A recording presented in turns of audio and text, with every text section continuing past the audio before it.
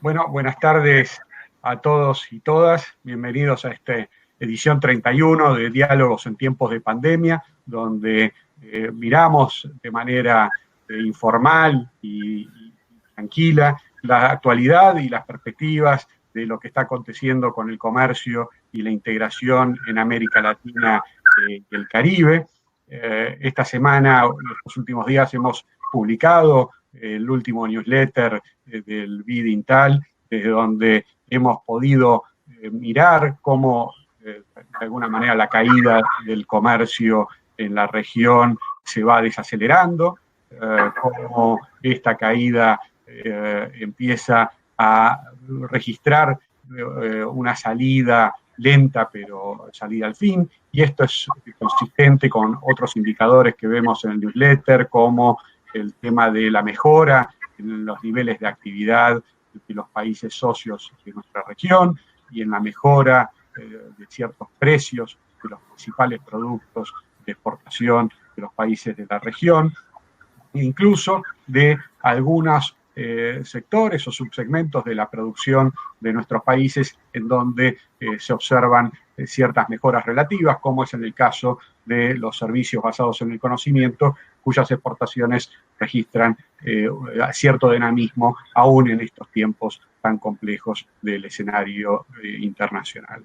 Así que sobre estos temas que estamos viendo desde el INTAL en el newsletter y a través de distintas publicaciones, encuestas y trabajos que estamos realizando, acompañamos ese trabajo con estos diálogos que nos parecen muy interesantes para profundizar sobre algunas regiones, sobre algunos sectores o algunas temáticas específicas, y es por eso que hoy hemos invitado a Alan Ferling a dialogar con nosotros. Alan Ferling es un reconocido especialista en temas de negociaciones, de integración económica y negociaciones internacionales, es profesor principal, investigador del Departamento de Economía de la Universidad Católica del Perú, es parlamentario andino, es exdecano de la Facultad de Ciencias Sociales de la Universidad Católica también de Perú, fue coordinador del área andina de la Red Latin, es licenciado en Economía con maestría en DITELA y en la Universidad Católica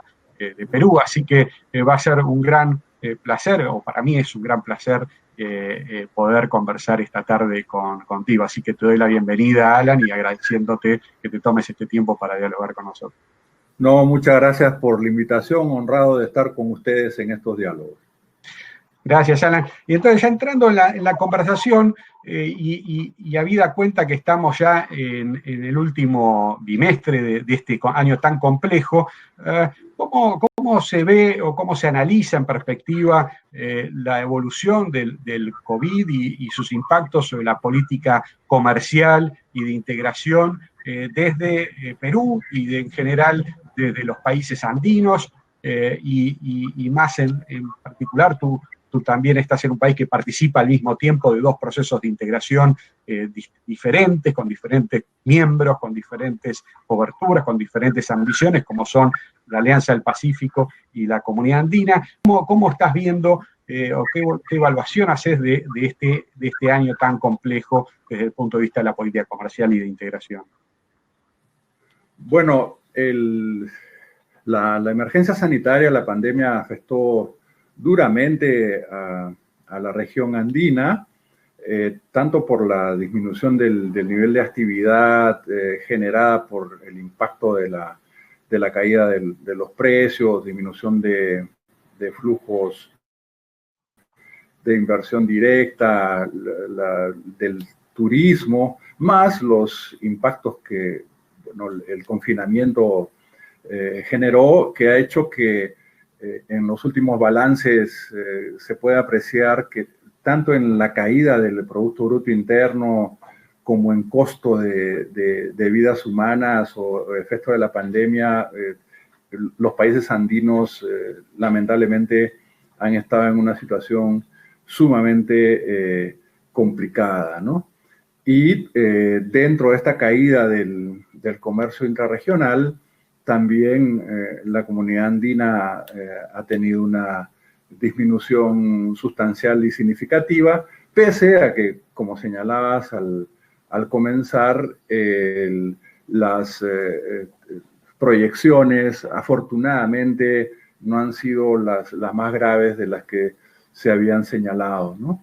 Y las respuestas a esa situación fueron principalmente individuales al comienzo, incluso en los reportes que ustedes hicieron mostraron cómo desde Centroamérica hubo una acción más temprana, más rápida de tratar de responder a estos fenómenos, pero después ha habido un esfuerzo tanto desde la comunidad andina como desde la Alianza del Pacífico para afrontar la situación, ¿no? Primero, centrado en facilitación de importaciones para insumo y equipamientos médicos, luego para promover la libre circulación de insumos y productos de primera necesidad, aunque no llegamos a una compra conjunta de bienes básicos, de equipamiento para la salud o de alimentos, ¿no?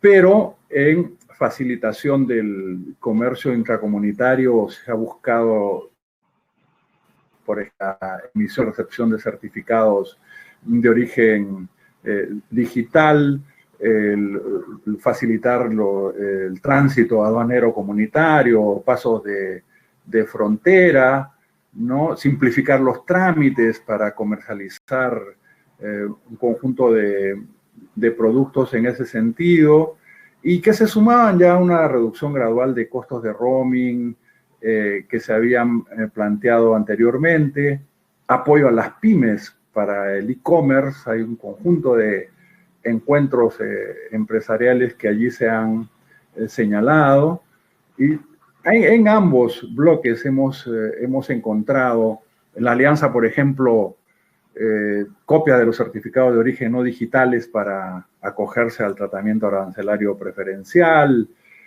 priorizar incluso reconocimiento de la firma electrónica avanzada transfronteriza, es decir, sobre todo en la facilitación del comercio y para favorecer estas actividades de manera digital, ha habido una acción, no al comienzo mismo, pero después como que se trató de recuperar el paso en ese sentido.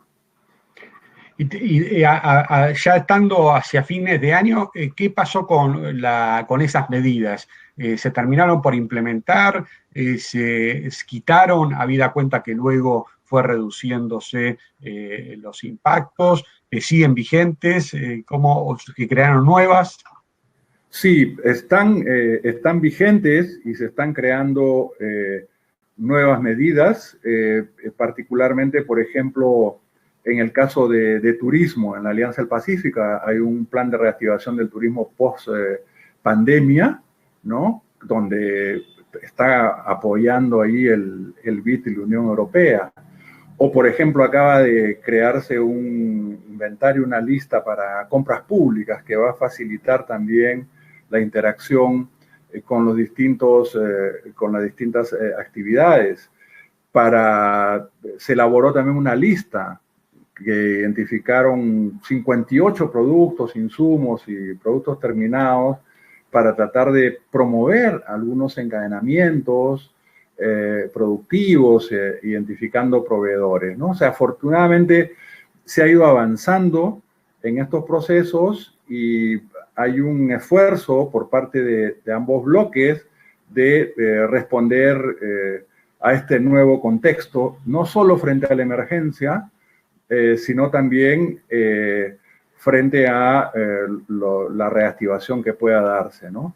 En salud, el organismo regional de salud de la comunidad andina, por ejemplo, ha buscado también proporcionar información actualizada de la situación a nivel regional. Han creado un comité de trabajo con representantes de los ministros de salud andinos y han estado coordinando con distintos órganos del Sistema Andino de Integración, ¿no? Con la Secretaría General, con el Parlamento Andino, para el tema de acceso a vacunas, de tratamiento, de acciones sociales y gubernamentales, ¿no? Y buscar también una red de vigilancia y respuesta que se ha dado binacionalmente en varios casos, el tema de fronteras, ¿no? Y de salud intercultural, por ejemplo, son aspectos que también han sido incorporados, ¿no? Entonces, sí hemos tenido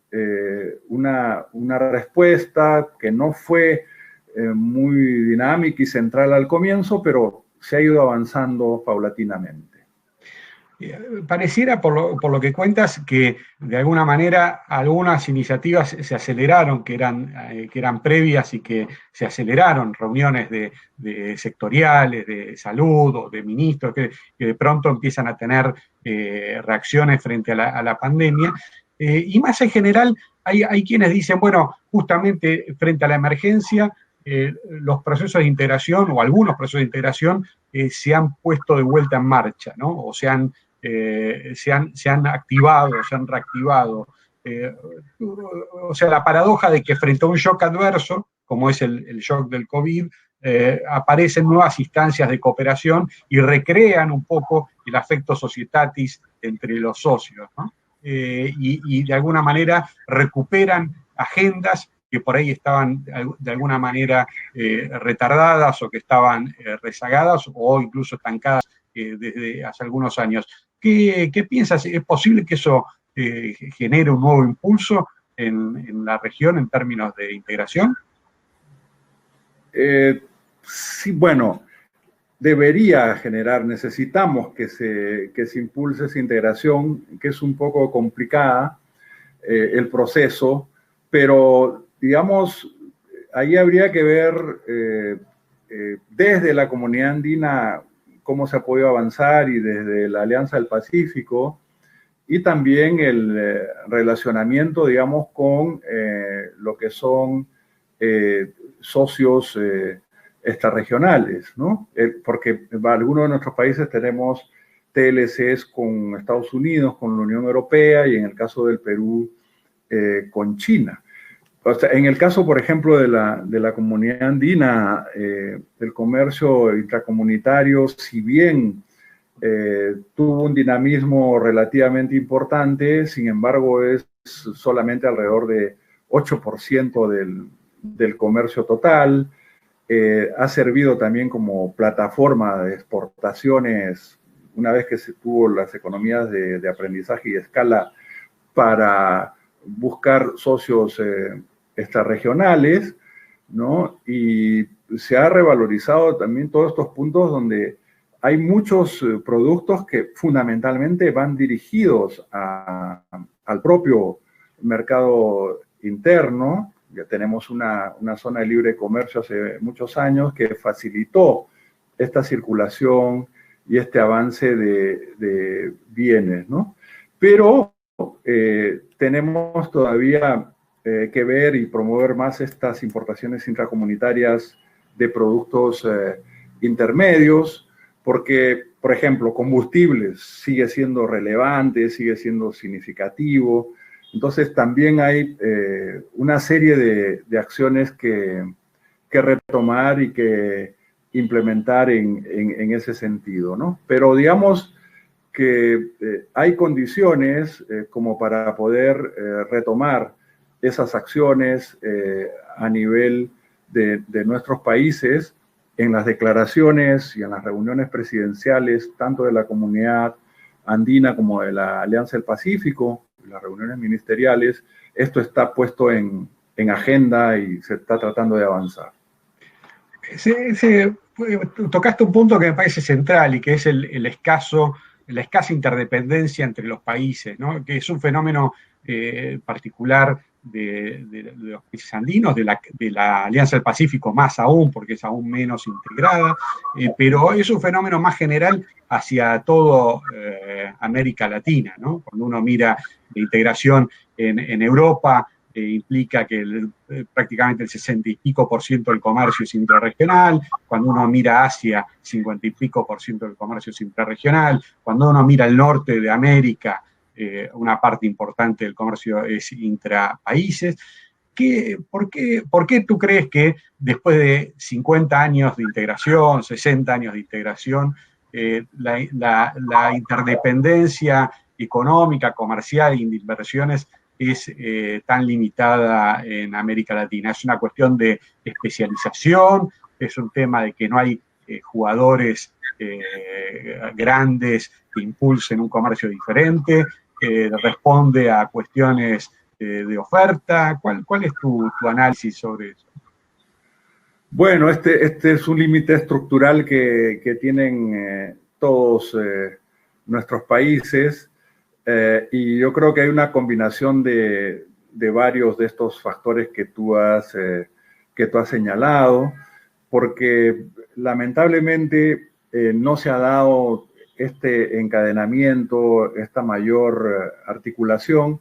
Al comienzo, por ejemplo, en la comunidad andina, cuando se da esta sustitución de importaciones como intento de articulación en el viejo regionalismo, se clasificaron y se atribuyeron sectores productivos para diferentes países, pero se olvidaron del actor central que fue el empresariado privado. Entonces este planeamiento no llegó a darse, hubo una competencia entre nuestros propios países en el proceso, y se ha impulsado una dinámica fundamentalmente intersectorial, aun cuando hay algunos elementos que avanzaron.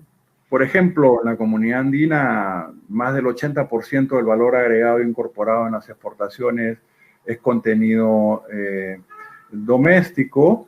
Se dio también una articulación que a partir de bienes intermedios interregionales que han mostrado en el último periodo un mayor vínculo entre Ecuador, Colombia y Perú, pero en pocos sectores, ¿no? O sea, está en maquinaria de equipos, en madera, celulosa, en textiles, pero no es una cuestión generalizada, no está en sectores de tecnología alta. Los indicadores, por ejemplo, de Gruber Lloyd, si bien muestran que han aumentado estas relaciones intraindustriales, todavía tenemos un conjunto de limitaciones allí planteadas.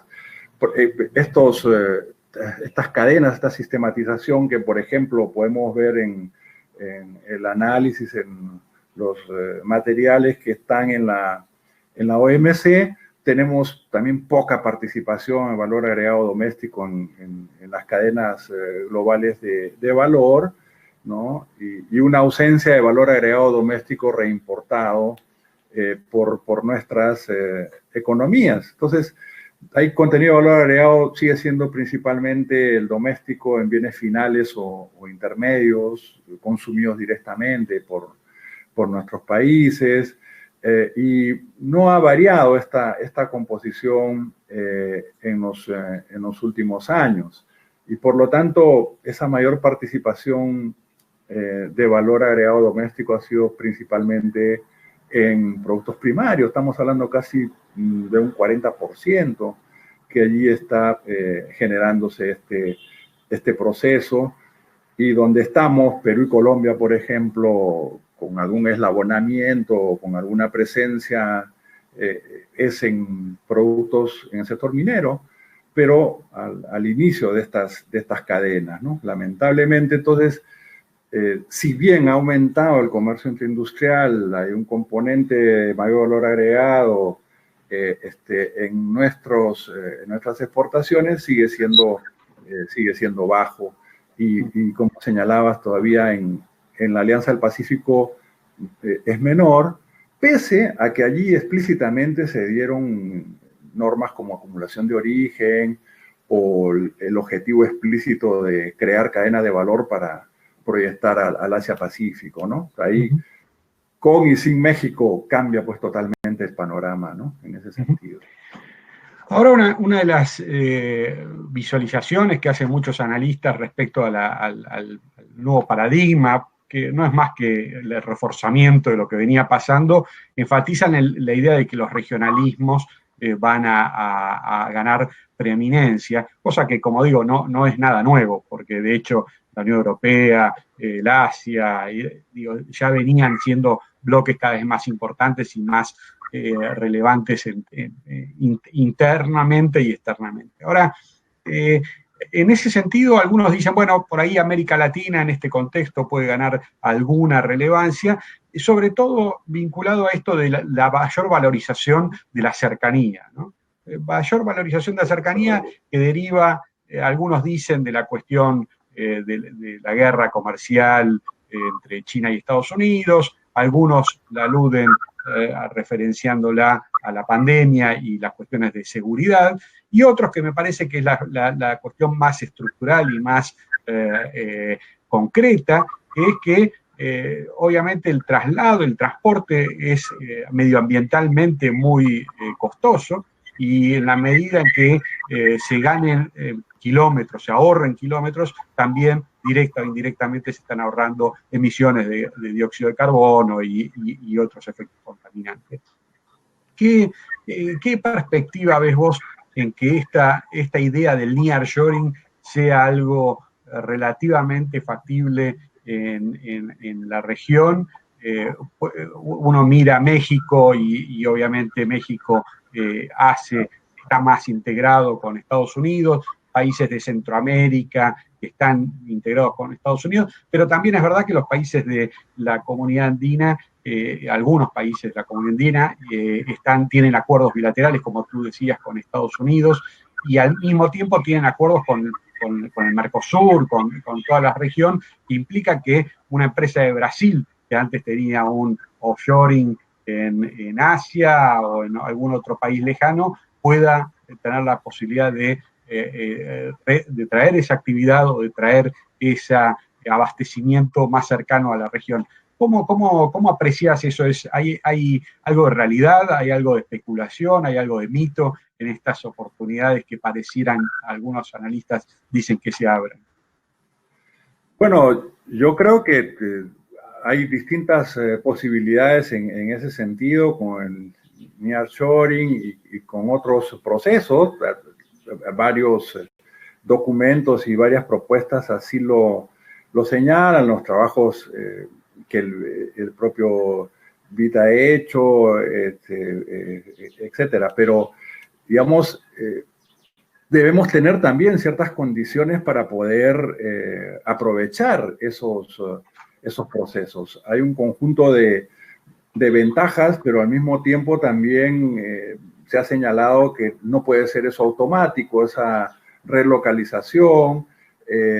No necesariamente tampoco tenemos todas las condiciones para poder incorporarnos a este tipo de cadenas por temas de escala, por temas de calidad, por las dificultades del mismo transporte, por los elementos que hemos estado señalando, pocos eslabonamientos y capacidades. Por ejemplo, en el índice de complejidad económica que los países andinos han perdido relativamente en los últimos años.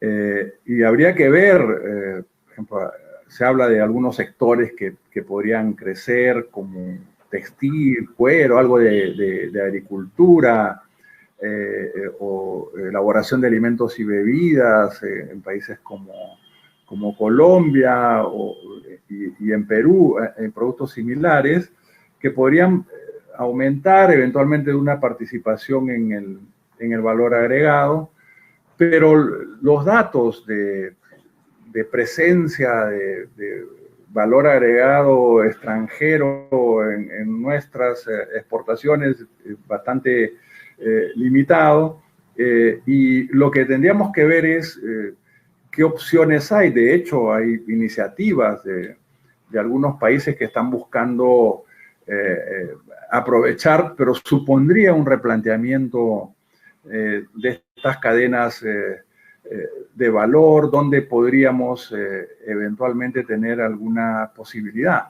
Pero como también han señalado otros colegas, en buena medida nuestra participación o nuestras ventajas competitivas están en recursos naturales, hay procesos productivos continuos que no necesariamente pueden darse en estas posibilidades de las cadenas de valor y enfrentar todos estos retos de elevados costos del comercio, logística, transporte, que no han desaparecido con la pandemia, que son problemas estructurales que todavía mantenemos y que en la agenda doméstica no necesariamente los hemos abordado. Inclusive los países que suscribieron tratados de libre comercio, que lograron márgenes de preferencia, acceso a mercados, a un conjunto de productos, no hemos podido aprovechar ampliando la oferta exportable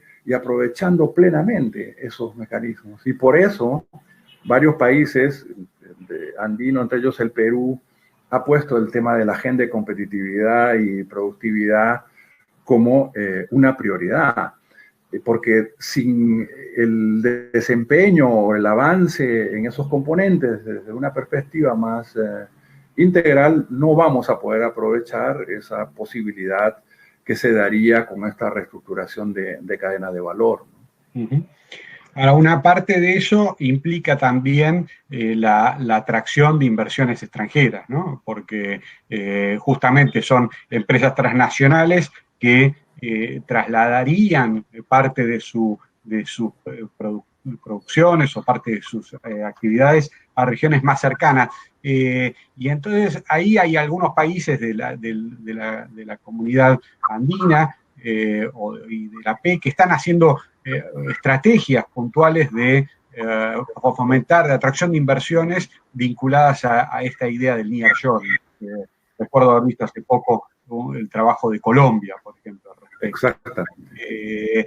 ¿Tú crees que esa es una posibilidad, digamos, replicar un poco el trabajo de promoción de inversiones orientadas a la atracción y al aprovechamiento de cuestiones como las que tú dices, el acceso preferencial a Estados Unidos podría ser, o el acceso preferencial a México o a Brasil o a las otras economías de la región, puede ser un beneficio en conjunto con una política integral de promoción de inversiones por favorecer este tipo de desarrollos?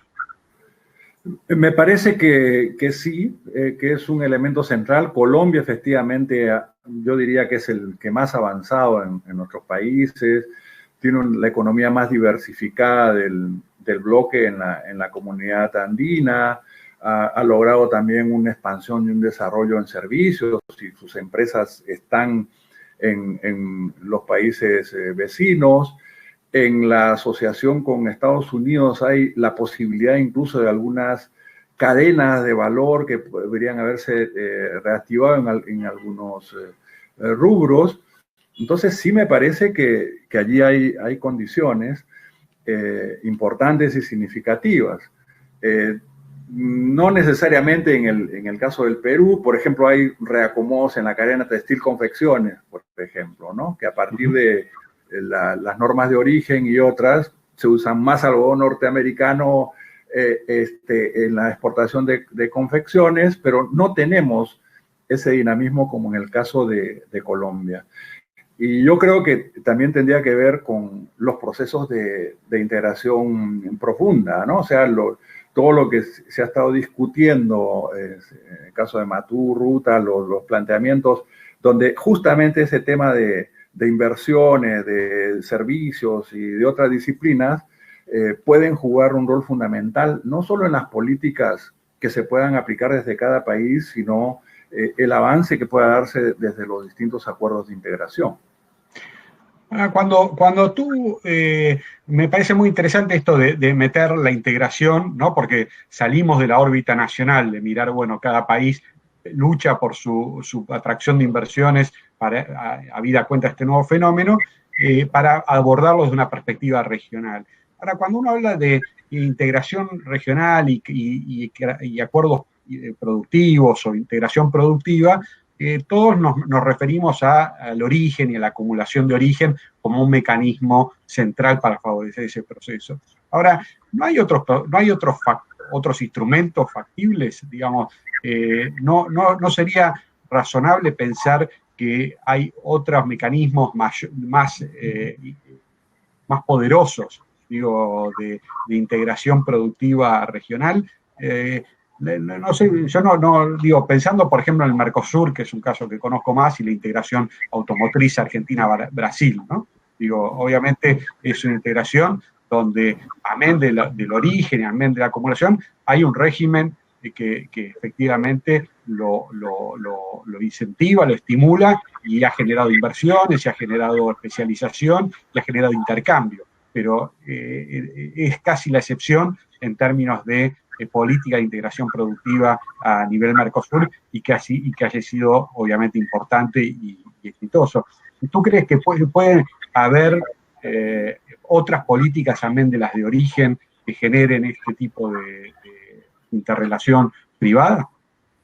Sí, es muy difícil porque, bueno, en el caso de países andinos, por ejemplo, nosotros no completamos el arancel externo común. En el caso del Mercosur tiene un tratamiento especial y con el azúcar y los varios niveles. Bueno, en la comunidad andina quedó trunco ese proceso. El Perú no participó del arancel externo común. Después, con el retiro de Venezuela, esa articulación que se había diseñado sobre todo en base a las estructuras nacionales de Colombia y Venezuela al comienzo, quedó totalmente redefinido, ¿no? Y entonces lo que se tuvo que hacer con esa salida también de Venezuela fue replantear esa complementariedad productiva al interior de los países andinos. Yo creo que es muy importante ese estudio que se hizo sobre la matriz insumo-producto, no solo sudamericana, la que hicieron con Bauman y Durán, sino la aproximación que después se hizo para los andinos. Allí se ha podido identificar algunos sectores, algunos rubros para cada país, para cada una de las actividades con algún potencial.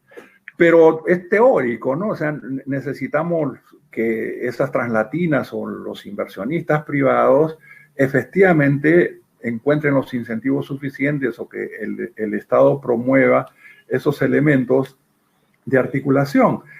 Hay algunas obras de infraestructura, están los mecanismos de facilitación de comercio, que me parece también que sí se está avanzando en ese sentido, interoperabilidad, ventanillas únicas de comercio exterior y otros elementos que está favoreciendo el intercambio y los vínculos. Pero hay un límite estructural que es el que hemos estado conversando anteriormente por ese bajo comercio intraindustrial, por esas limitaciones que existen. Pero hay también algunas opciones que se pueden avanzar en ese sentido. La Alianza del Pacífico, como mencionamos, ha identificado algunos rubros y sectores y allí la participación del sector privado es más dinámica que en el caso de la comunidad andina. Ojalá que podamos ir desarrollando algunas opciones en ese sentido. Muy interesante. Te quería comentar, mientras hablabas, pensaba que estamos desde el INTAL trabajando con la Secretaría de la Comunidad Andina en un proyecto de cadenas de valor, no solo en el sector industrial, sino también en el sector agrícola y de servicios, ¿no? Porque también creemos que es un área donde hay cadenas para aprovechar y para complementar. Así que estamos justamente trabajando en un proyecto de este tipo. No, eso es bien importante porque, por ejemplo, hay la integración esta energética, por ejemplo, que se ha planteado entre nuestros sectores, o hay la agroindustria que tuvo un boom en el caso del Perú con una diversificación. Entonces sí que hay varias posibilidades en estos rubros y sectores, ¿no? Sí, ojalá podamos colaborar o cooperar en esta tarea. Ahora, volviendo un poco al tema de la agenda, ¿no? Y pensando, tú mencionabas los acuerdos bilaterales con Estados Unidos, pero también decías, también tenemos acuerdos con Europa, bilaterales con Europa, con China. ¿Cómo ves el futuro de la agenda externa de la comunidad andina, de los países de la comunidad andina y de los países de AP, pensando en este reacomodamiento que está habiendo últimamente en la inserción estratégica de estos países, digamos? ¿Cómo crees vos que tienen que ser estos alineamientos? Nuestra región es una región que nos une culturalmente con Europa, pero también tenemos intereses estratégicos con Estados Unidos, y obviamente en las últimas décadas hemos ganado mucho con comercio con China, ¿no? Entonces, ¿cómo ves esta agenda internacional, más precisamente asociada a los países de la CAN y de AP? Bueno, aquí hay una diferenciación, hay una heterogeneidad de casos. Creo que hay que aplicar una estrategia integral, ¿no? y diferenciada, ¿no? Mientras para Colombia, por ejemplo, Estados Unidos sigue siendo el principal socio comercial, ya dejó de serlo para el Perú y es más bien la China. Para el caso de Ecuador sigue siendo importante, pero no para Bolivia, donde más bien la articulación con países del Mercosur es central, ¿no? La Unión Europea sigue siendo un socio principal, no solo en términos de comercio o identidades o convergencias en el escenario internacional, sino como inversionista, sigue siendo muy importante en nuestros países y como fuente de cooperación. Entonces, creo que deberíamos tratar de desarrollar vínculos y afianzarlos con los distintos socios, porque hay diferencias también importantes, ¿no? O sea, con China, que es nuestro principal socio comercial, por ejemplo, en el caso del Perú, también es con el cual tenemos más concentradas las exportaciones en 2 o 3 productos, ¿no?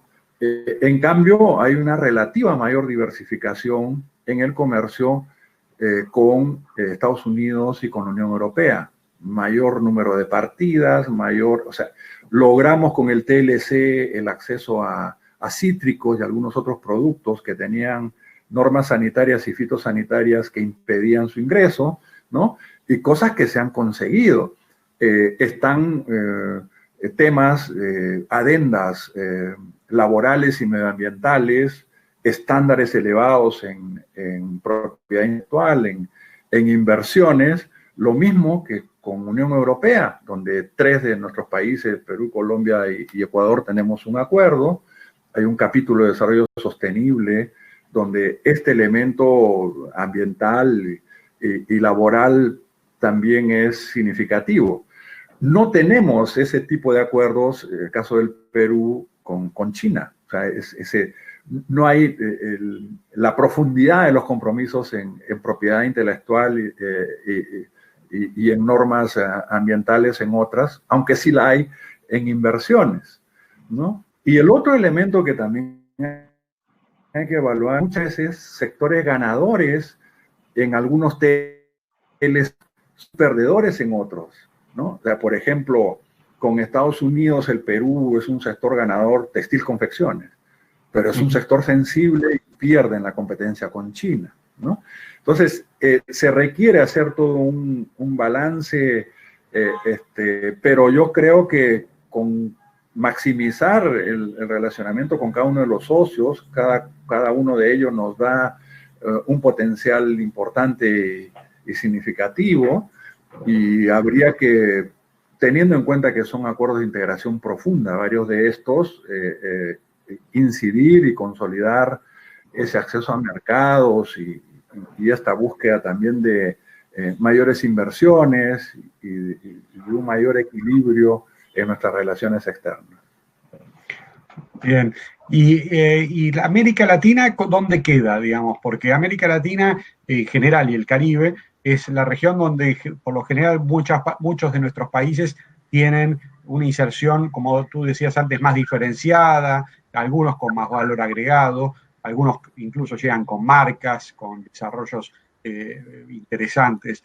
¿Cómo ves la posibilidad de lo que se menciona ya desde hace años, el tema de la convergencia entre acuerdos o la idea de ir hacia un único acuerdo latinoamericano? ¿Qué posibilidades ves, qué intereses ves de parte del sector, de los sectores públicos y privados de la región?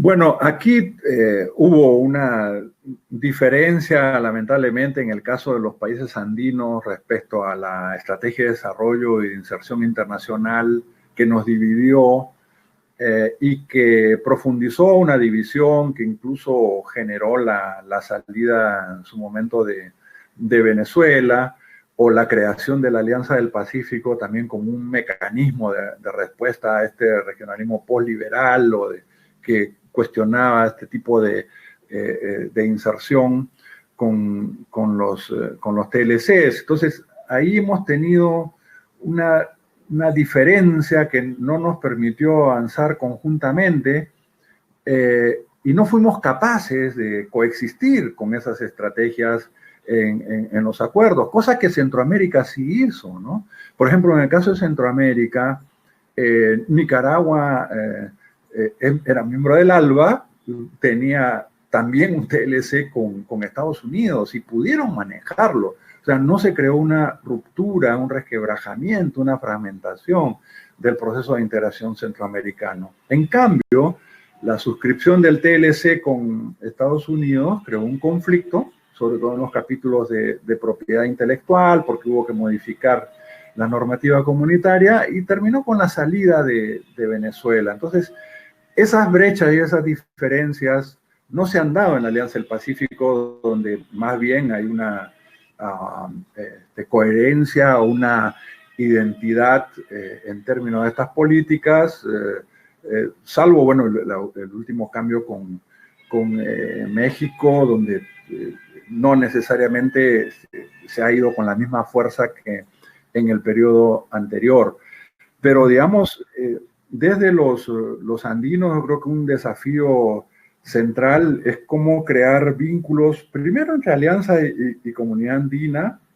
Hay que recordar que si bien la alianza pues tiene más del 94% de comercio liberalizado y avances significativos, la zona de libre comercio que hay en la CAN permitió esa liberalización, por ejemplo, para el caso de Perú, de Colombia, ¿no? Hay sinergias, hay elementos que quizás deberíamos buscar, y también a nivel sudamericano, ¿no? O sea, toda esta dificultad para pertenecer a cadenas globales de valor por factores estructurales que fueron discutidos y que llevaron a varios organismos multilaterales a plantear la posibilidad de estas cadenas regionales de valor, y los ejes que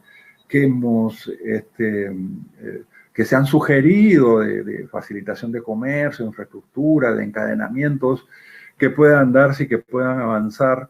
Yo creo que hay que volver a ponerlos sobre la mesa y ver las posibilidades de avanzar, desideologizando un poco la agenda, porque en la medida en que vayamos con cosechas tempranas y avances específicos en temas de infraestructura, de facilitación de comercio y estos mecanismos que están en la agenda del Consejo Presidencial Andino último, que están en las agendas de la Alianza del Pacífico, yo creo que nos permiten avanzar gradualmente a retomar estos temas de la agenda que lamentablemente a veces se han detenido por factores no económicos o por factores de distinta índole que lamentablemente nos han retrasado, ¿no? Sí.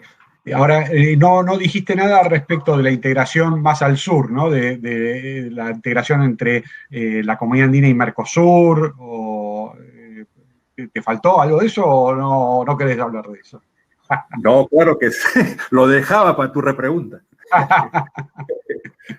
No, sin duda. No, yo lo que quería enfatizar primero era un poco por qué ha habido limitaciones, o lo que considero que han sido limitaciones desde la Comunidad Andina o desde la Alianza para la convergencia, ¿no? Pero sin duda, bueno, CAN, Mercosur tuvieron distintas etapas, desde negociaciones por bloque, que yo creo que era lo más adecuado, pero con estas alturas ya se fue la luz, ¿o qué se fue? Yo te escucho. ¿Hola? Sí, yo te escucho, te escuchamos. Okay.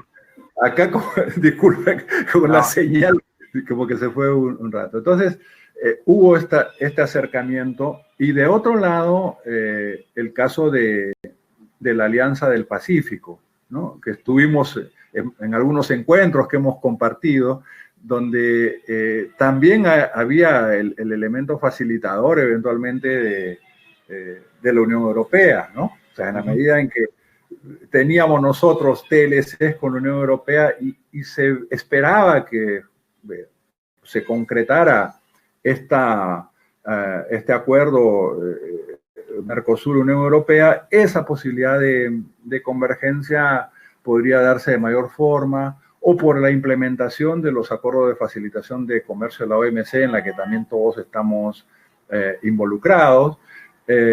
Y me parece a mí que tendríamos que por lo menos intentar a nivel sudamericano afianzar esa convergencia, ¿no? Está toda la discusión de el rol para esa articulación y cadenas que puede o debería jugar el Brasil, o los relacionamientos con los otros países, y creo que sirve esta matriz insumo-producto que mencionamos hace un momento, identifica algunos eslabonamientos posibles, etcétera, pero sí me parece fundamental esa articulación y fortalecimiento de la convergencia, por lo menos sudamericana. Está bueno. Déjame, ya estamos entrando en los últimos 10 minutos de conversación, o 5, y te quería guardar para hacer unas preguntas más estructural y más de futuro. La pregunta tiene que ver con la Comunidad Andina cumplió el año pasado 50 años, si no me equivoco.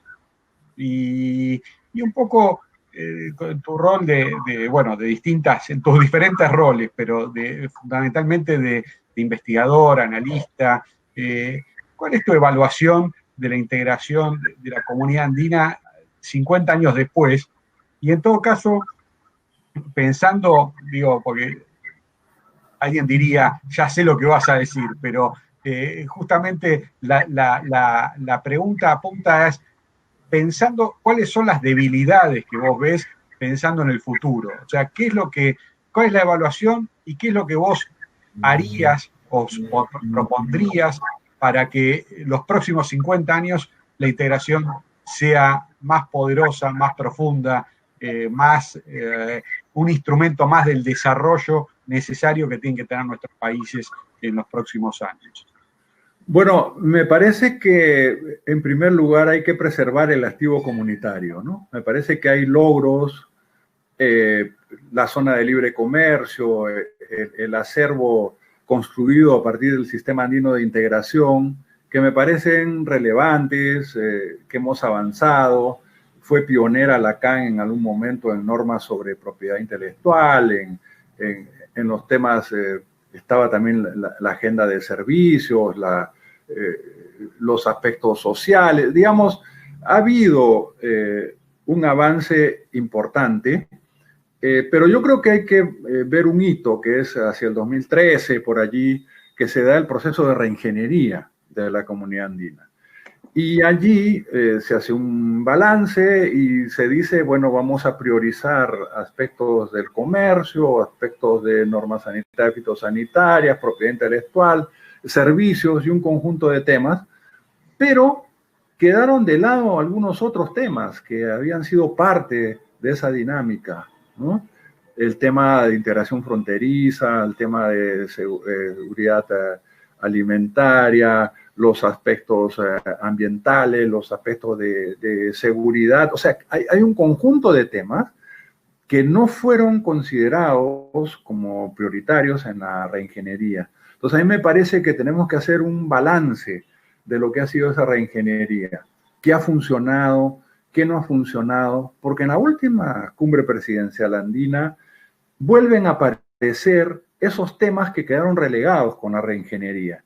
Y entonces me parece que sí es importante revalorizar, sobre todo los temas de integración fronteriza, donde hubieron experiencias importantes, significativas, y donde la cooperación de organismos multilaterales, del BID, de la CAP, de la Unión Europea, dejaron señales y resultados concretos, porque si en algún lugar se siente la integración es en las fronteras, donde le sirve a la gente directamente en algunos mecanismos. Entonces a mí me parece que un trabajo importante va a ser, evaluemos bien a fondo la reingeniería de la comunidad andina, qué ha funcionado, qué ajustes tenemos que hacer, pero sin duda tenemos un futuro, como ha hecho el secretario general de la CAN. Yo creo que está haciendo una buena labor, con un dinamismo importante en los últimos años, en el último periodo, y tratando de responder tanto a la pandemia como a la agenda futura. ¿Y dónde queda?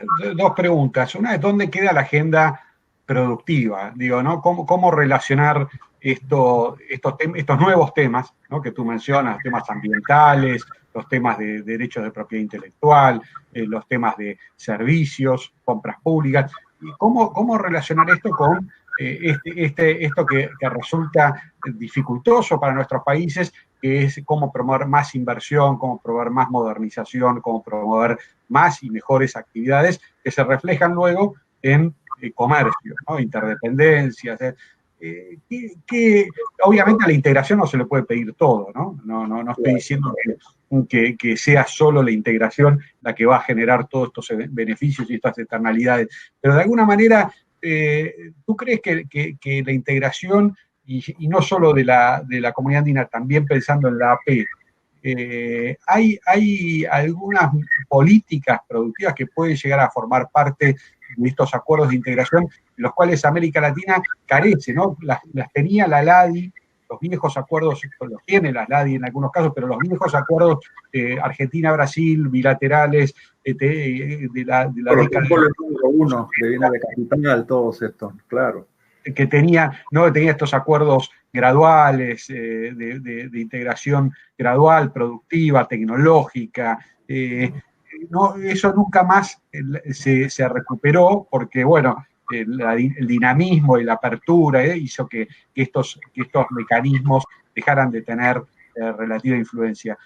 ¿Cómo crees una actualización de la integración? ¿No debería pensar también una actualización de instrumentos de este tipo, orientados a fortalecer la oferta productiva, la inversión y las exportaciones? Sí, yo coincido en ese punto, y creo que debemos poner la agenda el tema de la economía digital, ¿no? Y de la cuarta revolución industrial. Ese tema de tránsito hacia la economía digital nos obliga, ¿no?, a ver de nuevo el tema de ciencia, tecnología. La pandemia ha evidenciado esa necesidad y ese vacío. Hay iniciativas en los distintos países, claro, en Argentina, México, pero también en los andinos, sobre temas asociados a respuesta frente a esta pandemia, y requiere un avance hacia una diversificación. Y creo que tenemos que ver, como señalas, nuevos sectores, no pensar solamente en la vieja discusión sobre integración de manufacturas o industrial. En algunos casos será posible, en otros no, para nuestras economías. Pero tenemos toda la agenda, por ejemplo, de crecimiento verde, que incluso en Europa sale como para la pospandemia como una necesidad. Y siendo países los andinos mega diversos, esa agenda de crecimiento verde, de la bioeconomía, aparece como elemento central. Países, o sea, los temas de la denominada economía azul, que son claves: protección de los océanos, avances y desarrollos que se pueden dar entre nuestros países. el tema de las industrias culturales o la llamada economía naranja, que países con la riqueza y tradición cultural que tienen nuestros países, tenemos posibilidades de avanzar y de desarrollar y de construir nuevos pilares que se sumen a los anteriores de complementación productiva. Y en estos segmentos de servicios, de nuevos servicios o de diversificación productiva, me parece que en el caso de los países andinos hay un potencial importante que debemos trabajar. Muy bien, es una última palabras positivas y de expectativas hacia el futuro, que lo cual me parece muy beneficioso y auspicioso. Yo creo que no defraudaste las expectativas, Alan. Había mucha gente esperando escucharte y creo por lo menos que están todos acá en el chat diciendo lo interesante que ha sido este diálogo y tu presentación en particular. Así que yo no tengo más que decirte, te dejo a vos si tienes alguna reflexión final que hacer, si hay algo que no te pregunté o algo que quieras comentar a modo de cierre de esta conversación. No, solo agradecer la invitación, felicitarlos por el trabajo que han hecho. Estos diálogos ayudan mucho. Los colegas que han estado antes, las colegas, realmente dan insumos que nos permiten reflexionar, nos permiten avanzar en el desarrollo de propuestas y de la interacción de los distintos actores para salir de esta pandemia y para afrontar el crecimiento en nuevas condiciones. Y en ese espacio, la integración regional tiene un rol muy importante que jugar y la cooperación internacional. Bueno, Alan, un placer. Te agradecemos mucho que hayas tomado este tiempo y bueno, la seguiremos conversando y discutiendo los temas de integración y comercio que son tan apasionantes y tan importantes para el desarrollo de nuestros países. Al resto de la gente le agradecemos también que nos hayan acompañado y nos acompañen en todas estas diálogos de manera consistente, de manera permanente y regular. Así que les agradecemos a todos. Nuevamente, gracias, Alan, y nos vemos la semana que viene. Gracias, chao. Muchas gracias. Hasta luego. Bien. Gracias a todos.